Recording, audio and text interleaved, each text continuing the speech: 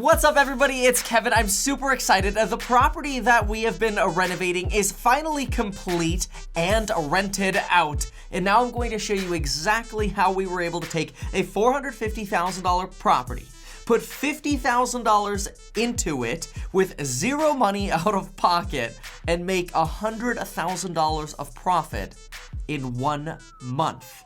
And you can do it as well. So let's walk you through it, and you're going to learn some awesome tips and tricks. If you have any questions or if I missed anything, feel free to leave a comment below. And in honor of the success of this deal, feel free to take advantage of 20% off the real estate investing course linked below using coupon code WEDGE100. Let's get into the video. So first things first, let's give you a reminder of what this place looked like. Here it is. This is what the place looked like when you first walked in. It had these weird columns, multitudes of different flooring here, a little bit wall-y over here too. The acoustic ceiling, the old ceiling fan. Look at the dust on that ceiling fan. I'll tell you, when I go into the kitchen here, people were saying this house, they wouldn't touch it with a 10-foot pole, that they would just run from it. And I'm like, I don't know. It's not that bad. I guess for some reason it was just kind of like the look of the floor, the look of these cabinets, wallpaper, this brick in the back.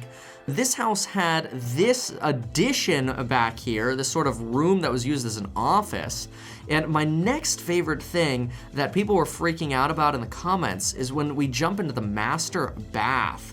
This was the condition of the master bathroom. I mean, it was almost a little bit hard to believe that somebody was living in this at one point. It was a rental property, but still, I mean, I don't even care if it's a rental property. I mean, bro, just the sheer amount of dust and damage, and the shower door, this doesn't even do it justice. I mean, when this was opened up, it was rough. So I'm in luck. I found this video on my phone that I sent to my bathroom guy talking about the bathrooms.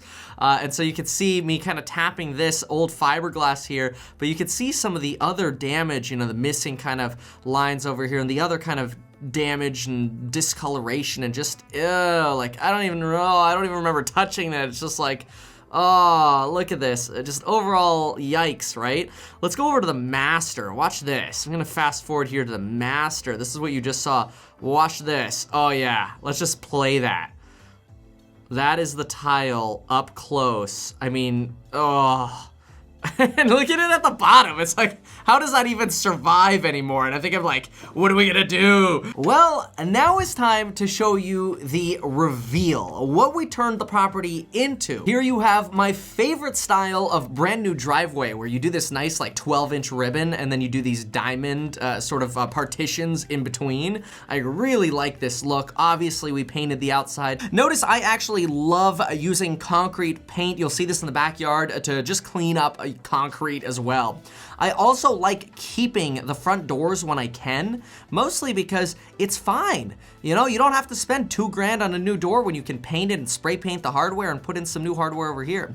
Inside, here's our reveal. And remember, it's not supposed to be like the most high-end property you've ever seen, but it's certainly a big difference from what we had. Just for giggles, here's that reminder of what we had and compare it to this. Notice what we did. We used my favorite luxury vinyl plank flooring, 4-inch Craftsman baseboards. These are really, in my opinion, pro moves. They're simple, they're inexpensive, they're waterproof, they're easy to install. Well, the baseboard's not waterproof, but the flooring is. You'll also notice right here, we removed those little posts that used to be in that window. Those were non-load bearing. And also the wall that was right here was not load bearing either, which was wonderful.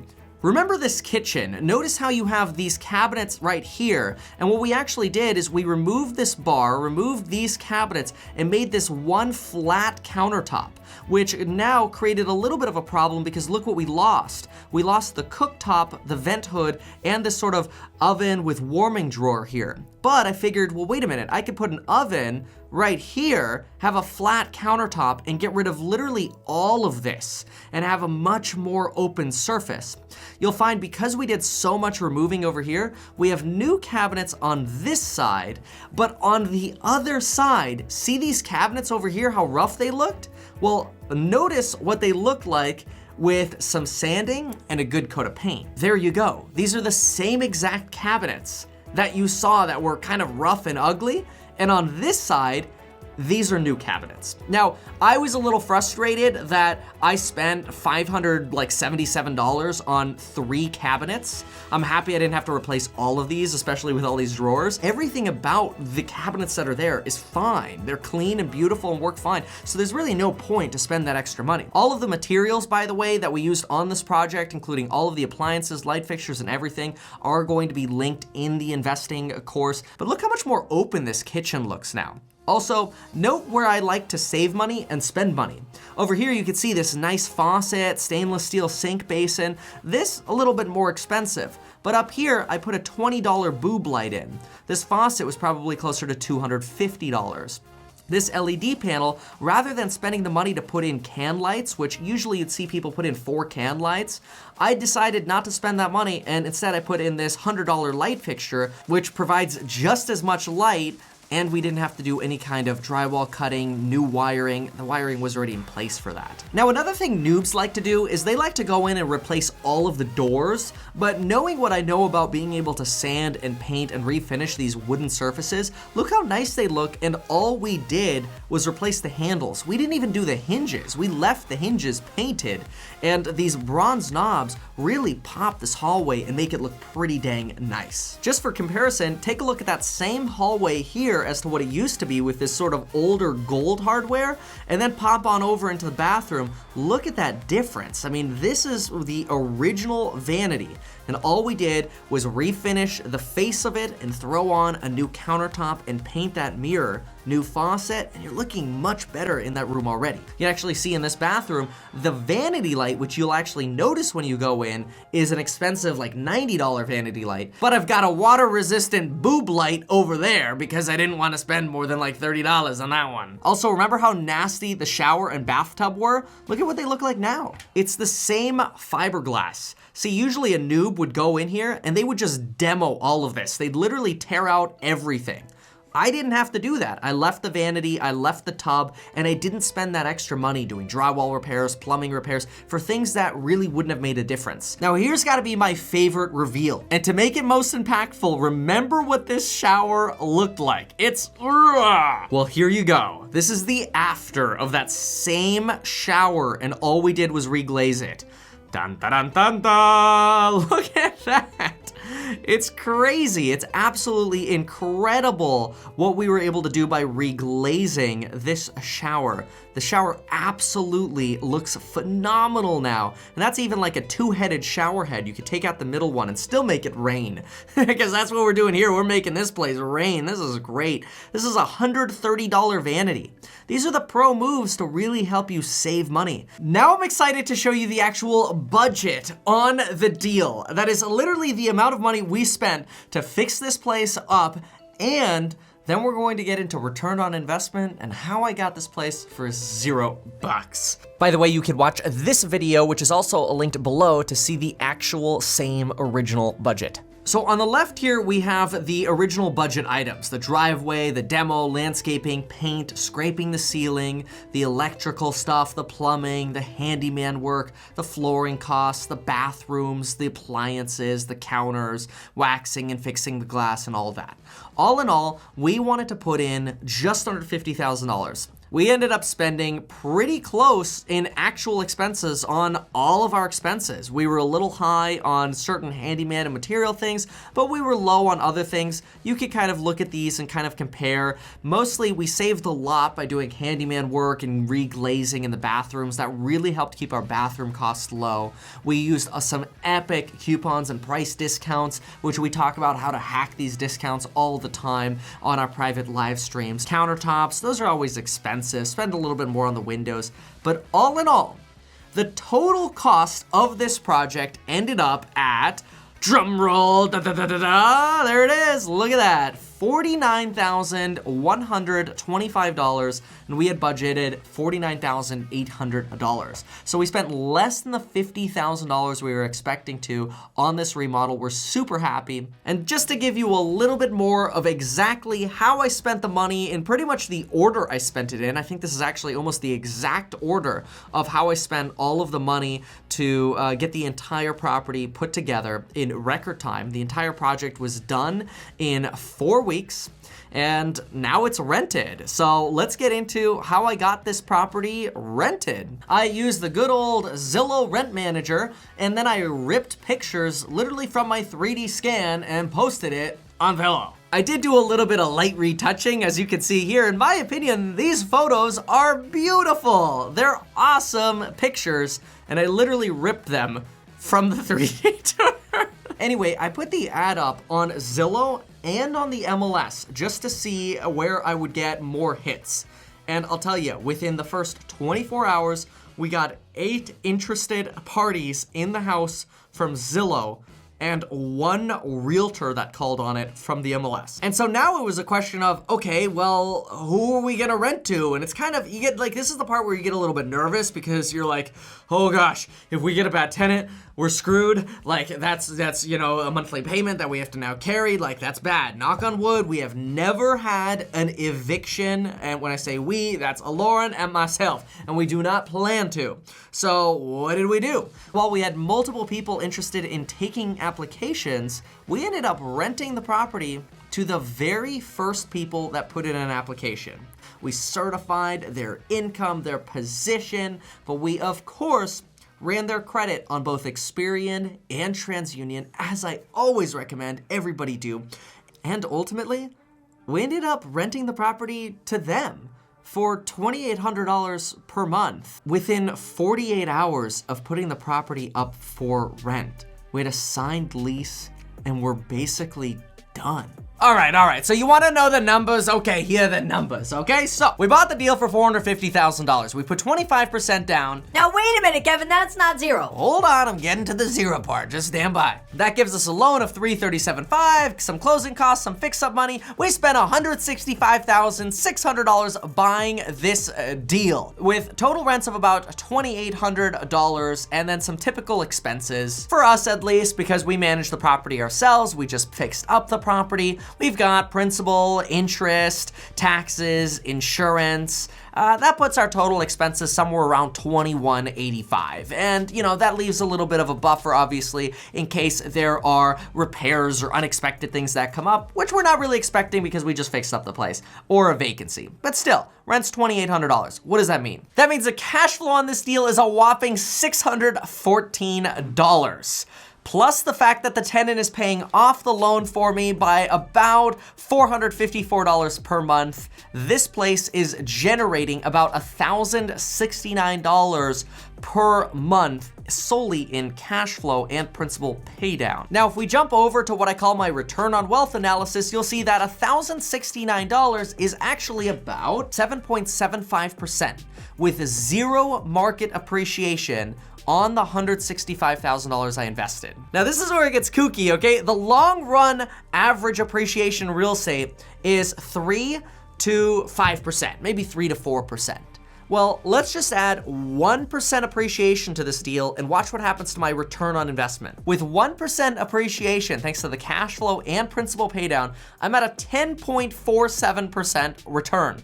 Add in 3% appreciation, it gets insane. 15.9% return. Obviously, I'm not gonna go higher than that, although obviously I could, but I'm not, because long run appreciation trends is more what I want to focus on. It gets ridiculous if you have very high appreciation years. Now, people often wanna know, hey, Kevin, why don't you sell the property? I mean, if it's such a good deal, if you bought it for $450, you were on budget or under budget, and you know, it's worth $6, why don't you sell it and take the money? Well, here's the problem, in my opinion, with selling.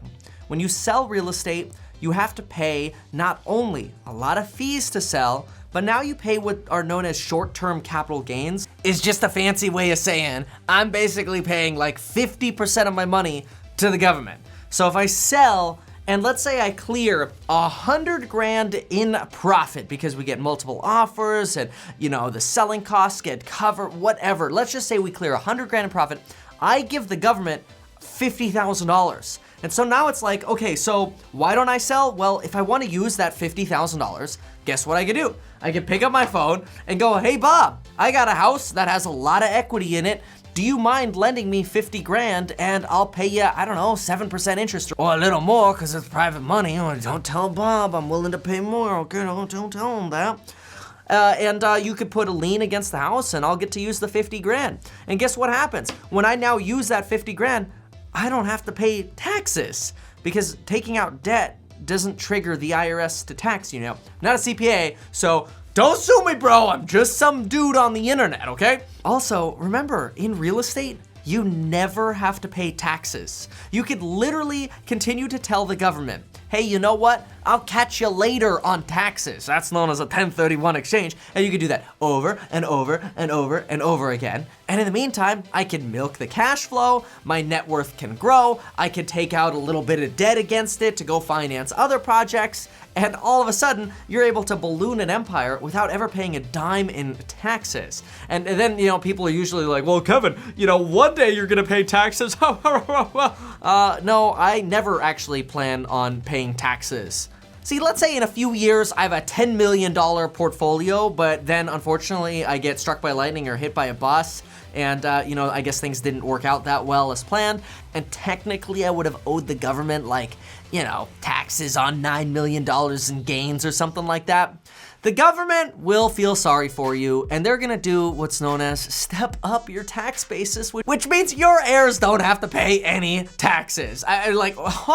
Real estate is like, oh my gosh, I freaking love it. Okay, so how then did I get this property for no money?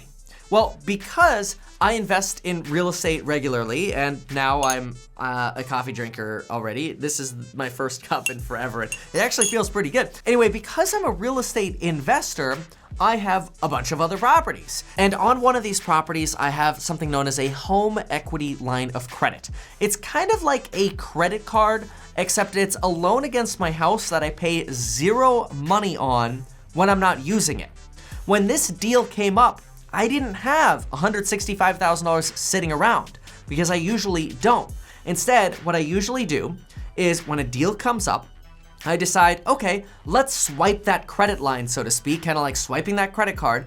I transfer $165,000 to this deal, buy the deal, fix it up, place the tenant.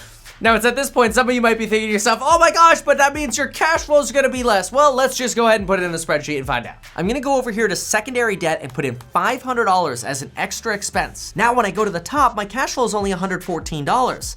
But I'm gonna get some extra tax benefits now because I'm writing off so much more debt. I'm actually going to be saving around $200 per month in taxes thanks to the tax write-offs on this debt. Plus the fact that the tenant is paying off the loan. When I drop now down to my return on wealth calculator, you can actually see that my return on wealth hasn't changed that much. 5.49% with 0% appreciation, 8.21% with 1% appreciation, and 13.64% with 3% appreciation. Guess what I make it my mission to do now? My mission, anytime I buy a property like this, is every extra dollar I make from things like YouTube ad revenue or selling my real estate investing course, which gives you all of my knowledge that's in this brain on a platter in little bite-sized pieces that you can absorb and learn and use for the rest of your life. I take the money and I start paying off my credit line as fast as I possibly can.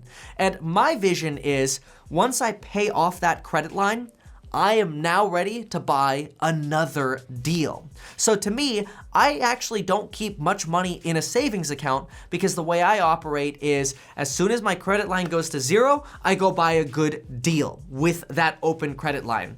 Then I work on paying off that credit line as fast as possible because if that credit line's interest rate is say 5%, I'd rather pay off that 5% really fast than put money into a savings account earning 2.57% over at Wealthfront, which I really like, but this is just my strategy for having money available on a credit line, park it into a good deal, secure it, then pay off the credit line, then do a deal again, pay off the credit line, then do a deal again, pay off the credit line. And once the credit lines are paid off, the cash flow on these deals is amazing. And my wealth literally shoots up 100 grand closing the deal, keeping it forever, not paying taxes. And if I want to use money against the deal, I could just get a credit line on this place, or I could call up Bob to lend me some money, or somebody else. It doesn't matter. Plenty of people willing to lend you money when you own assets. That's why I always say, start with building assets. And folks, there you have it. How I bought a house for zero money out of pocket and made $100,000 instantly on money that I never planned to pay any taxes on. At least certainly not any frickin' time soon. And it's gonna open up my doors to more and more cash flow. And as always, if you want more Meet Kevin, follow me on Instagram at Meet Kevin. You're welcome to DM me there. Check out the courses linked below. We have the real estate investor course. We have the real estate agent course, both of which will have the coupon code WEDGE100 available for 20% off. And we have our crash course, in-person real estate investing events, where you can learn from me as a crash course, one day, seminar style, interactive, get all your questions answered. And the next stops are going to be Seattle, Austin, Texas, Miami, Florida, San Francisco, and others to be announced. Super excited to see you out there. Thank you so much for watching, and we'll see you in the next video.